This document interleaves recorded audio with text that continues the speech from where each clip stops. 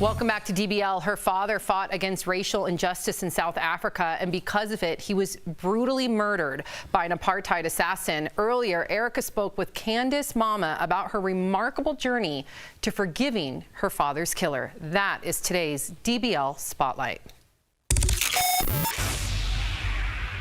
Candice, welcome to DBL. Sis, I so appreciate your time, and I want to get right into how you were able to forgive.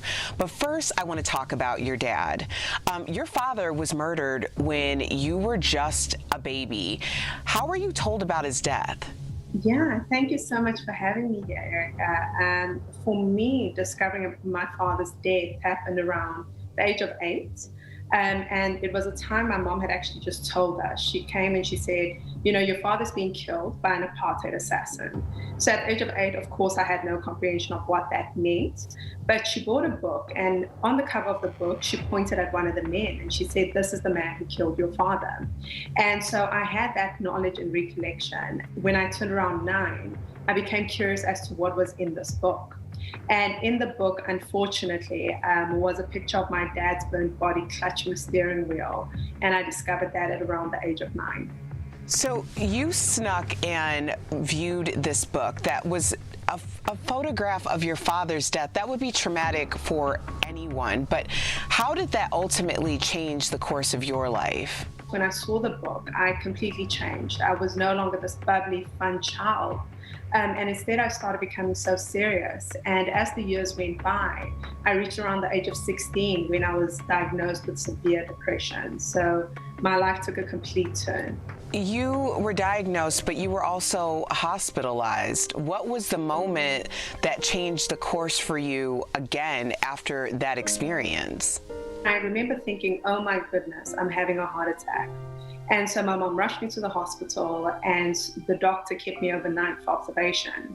And the following day, he actually sat my mom and I down, and he said, you know, you weren't having a heart attack, but I can tell you in my over 20 years of experience, I've never seen stress symptoms so severe in someone your age.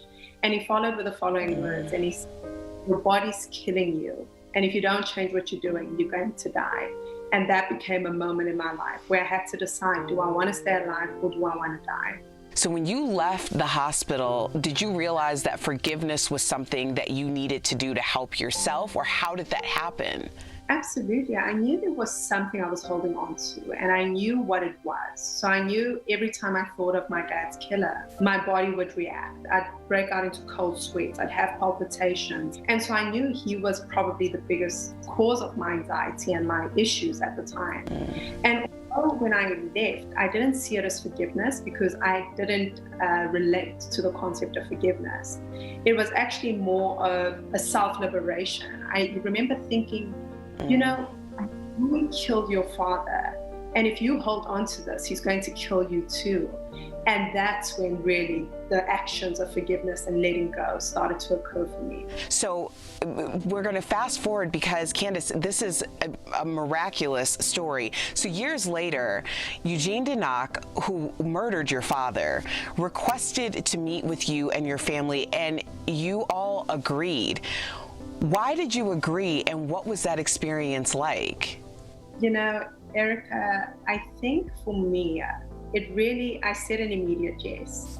And I knew that if I didn't say yes, I'd regret it for the rest of my life. So that was pretty much the decision-making process in my mind. And so going into that experience, I was completely prepared for him not being remorseful and also not divulging much about what had happened to my father. And so when we got to the encounter, I think that was one of the most, pivotal moments in my life to date. Well, it was so pivotal that you actually wrote an open letter, which resulted in Eugene's release. When I sat down with Eugene, he told us more details. And basically what Eugene Cobb and his team had done is that identified my father as a problem. And they had set up an ambush for him. So as my father was driving into, I'd call it a different county, they were waiting for him. And when Eugene saw the car wasn't coming to a stop, he ran down the bridge and he emptied out his magazine cartridge on my father. When he still saw signs of life in the car, he doused them all in fuel and he set them alight. And so it was the first time sitting across from Eugene, him telling us what had happened, because we had no idea. And fast forward a little bit into the conversation, you know, my mother said, I forgive you. My brother said, I forgive you. My younger brother said, I forgive you.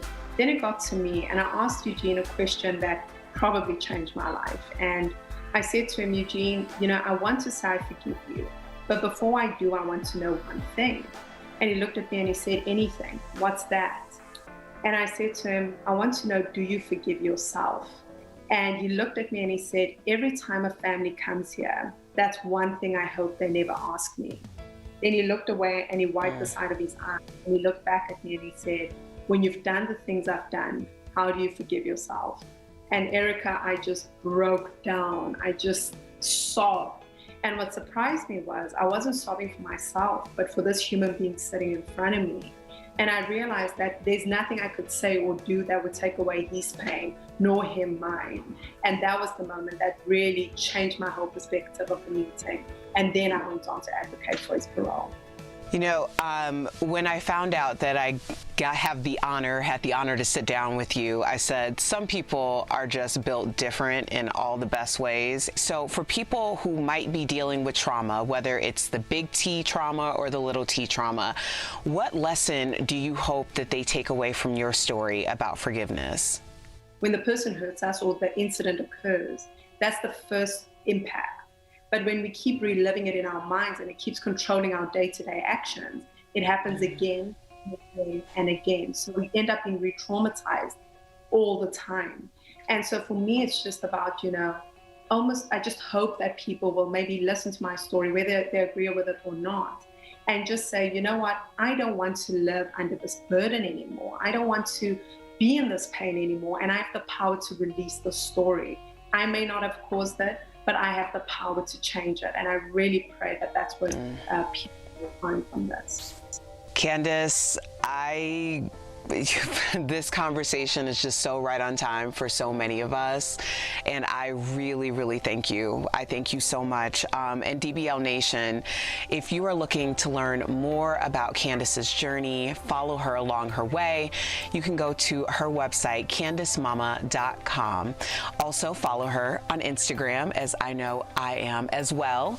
Candice, thank you so much for spending time with us and sharing your story on DBL. Oh, thank you so much for having me, Eric. It's been such an honor to be here.